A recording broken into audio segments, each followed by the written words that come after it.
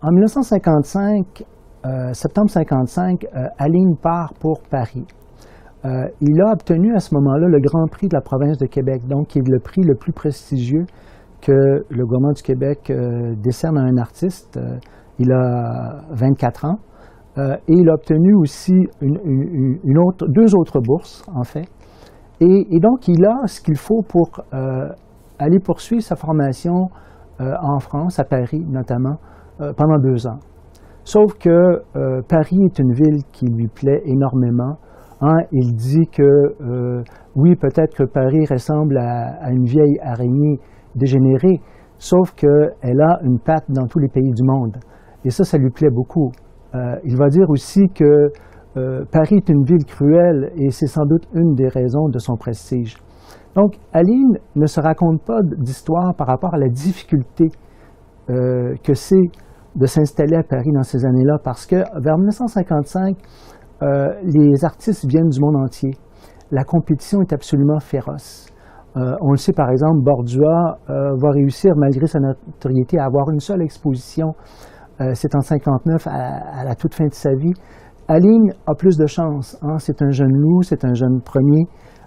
Lui, il va exposer sur les quais de la Seine et tout dès 1957.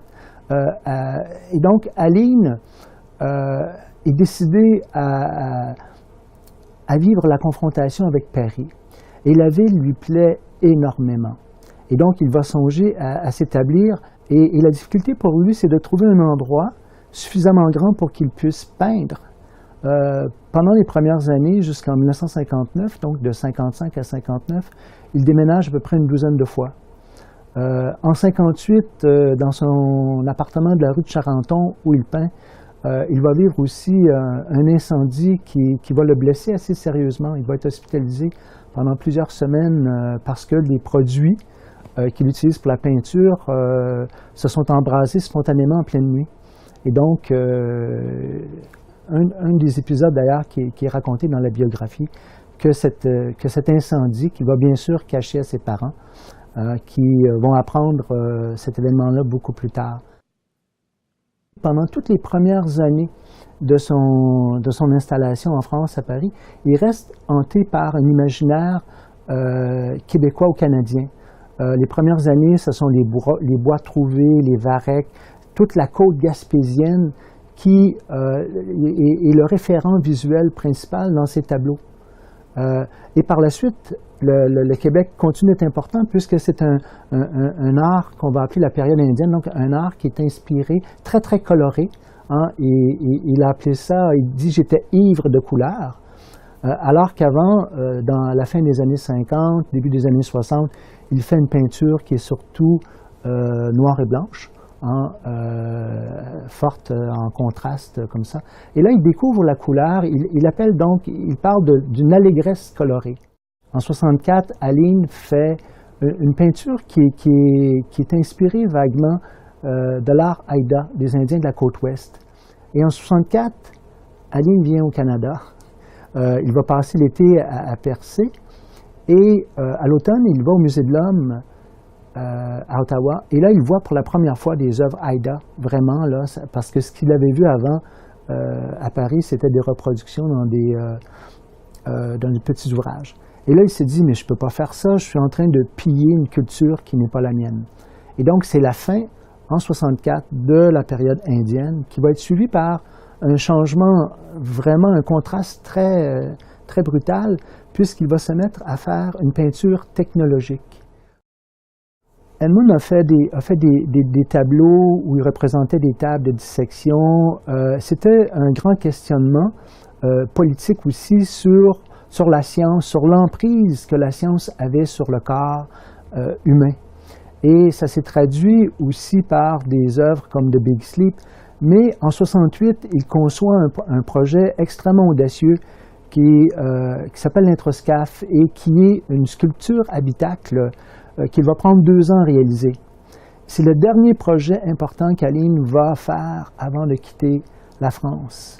D'une part, ça va lui coûter très cher puisque une fois l'œuvre réalisée, Et ça va être un succès lorsqu'elle va être présentée au Musée d'art moderne de Paris, où les gens se bousculent. On sait qu'il y a plus de 800 personnes qui ont pu faire vivre l'expérience de l'introscaphe. L'introscaphe, c'était quoi? C'est une sculpture à l'intérieur de laquelle le spectateur est invité à faire une espèce de voyage intergalactique à l'intérieur de lui-même. Et on vivait des expériences de chaud-froid. Il y avait des images de la guerre du Vietnam qui étaient projetées. Edmund voulait montrer, à travers une œuvre, il voulait imposer une sorte de distance critique pour que le spectateur puisse prendre conscience du conditionnement qui lui était imposé à travers les images. Et donc, cette œuvre qu'il voulait très séduisante, il va réussir à la faire fonctionner, mais il n'est pas un ingénieur, c'est un artiste peintre et il comprend qu'il s'est engagé dans un projet qui était vraiment utopique, mais ce sont les utopies de ces années-là. Mais l'œuvre va, d'une certaine façon, l'expulser hors de France, parce que ça va lui coûter cher à réaliser cette œuvre-là. Pendant les 2 années où il fait l'introscaphe, il ne vend presque pas de tableaux. Et donc, en 70, bien, il vend son atelier de Paris, il ramène l'introscaphe avec 14 autres caisses d'objets, de tableaux. Je ne vous dis pas ce que ça a été comme débat aux douanes pour rapporter tout ça. Les douaniers français voulaient qu'il photographie chacune de ses œuvres. C'est un travail inouï. Mais il est revenu s'installer à Montréal à ce moment-là. Parce que pour lui, faire de la peinture, ça n'avait plus de sens. Il disait, aujourd'hui, ce qui est important dans le monde, l'image, la puissance de l'image n'est plus entre les mains des artistes. Hein? C'est les cinéastes qui la possèdent. Et donc, il s'est dit, au Québec, je vais faire du cinéma.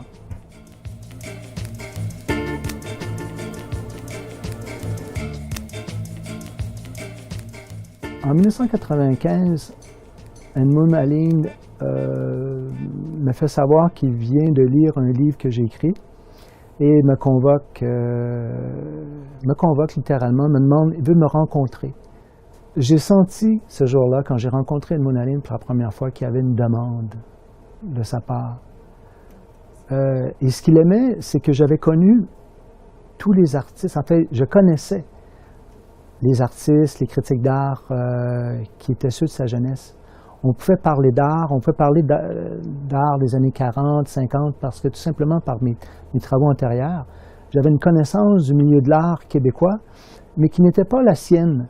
Et il aimait donc ce choc des idées, et il y a eu un respect mutuel et qui a fait que par la suite, il y a une amitié qui s'est développée entre nous. On se voyait, il venait à la maison, j'allais chez lui.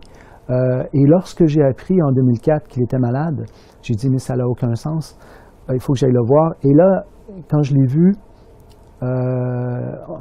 j'ai compris qu'il fallait qu'on fasse quelque chose. Et c'est là qu'on a commencé à faire donc ce livre Indigo sur tous les tons. Et c'est pendant qu'on faisait ce livre-là, les entretiens qu'il me livrait étaient tellement passionnants que j'ai dit, Edmund, il va y avoir ce livre-ci, mais il va en avoir un autre qui viendra plus tard. Et il me dit, oui, Gilles. Il était content de savoir que c'est comme s'il avait compris intuitivement le livre que je voulais faire. Et nos entretiens par la suite ont toujours été, comme je disais, un peu balisés par ça. Parce qu'il savait comment j'écrivais et il savait aussi, ayant fait l'édition critique de Bordua, que j'étais capable de retenue aussi, de discrétion. C'est pas facile non plus pour un artiste de savoir que quelqu'un va venir travailler dans vos papiers intimes et tout, parce que lui qui avait été si caché, si retenu, si discret toute sa vie, là, c'est comme s'il comprenait que s'il ne me racontait pas à moi ce qu'il voulait qu'on sache de sa carrière, ça serait perdu à tout jamais. Et donc, on a fait ces 11 entretiens, puis ça a duré jusqu'à... Le dernier que j'ai fait, c'est 1 mois avant sa mort. Et il savait qu'il allait mourir, c'était tellement poignant parce qu'il téléphone, puis il dit, tu sais, il me reste 1 mois à vivre. Et effectivement, il est décédé le 24 décembre 2004 et je l'ai su le lendemain. par quelqu'un de sa famille et c'était un mois plus tard. Donc, et c'est quelqu'un qui avait eu toute sa vie une grande peur de la mort. La question existentielle est au cœur de son travail. C'est pour ça aussi que c'est si profond, c'est une œuvre qui est si forte, parce qu'elle porte les grandes questions humaines. Je m'appelle Gilles Lapointe, je suis historien d'art, professeur associé à l'Université du Québec à Montréal, et je viens de faire paraître un ouvrage qui s'appelle Edmund Aline, biographie aux presses de l'Université de Montréal.